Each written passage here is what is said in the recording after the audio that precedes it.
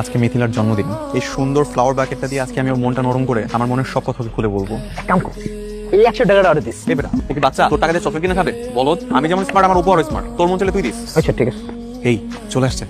Happy birthday miss Mithila, আপনার মতো স্নিগ্ধ মেয়ের জন্য স্নিগ্ধ ফুলের উষ্ণ শুভেচ্ছা।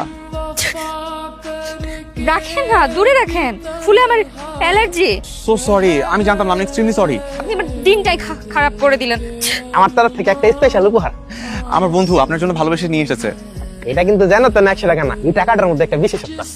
কি বিশেষত্ব আছে? আরে হাউ কিউট, এই টাকার নাম্বার আর আমার বার্থডে ডেট তো সেম।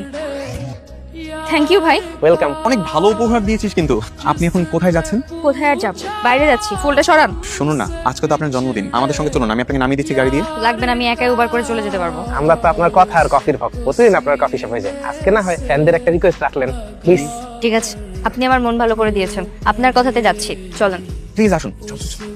তুই আমার বন্ধু এই কাজ কেমনে করলি? আমারে কেন মারতাছস দোস্ত? ওরে কি তুই পড়াবি না আমি পড়াবো? তুই পড়াবি, আমি কেন পড়াবো? তাইলে নোটা তুই ওরা কেন দিলি? আমি তো তোর আগেই সাথছিলাম, তুই তো নিও। মোটা, তুই কি আমার ভালো করে বুঝাই বলছিলি ওই নোটের মধ্যে যে নাম্বারটা আছে ওটার বাদের সাথে মিলানো?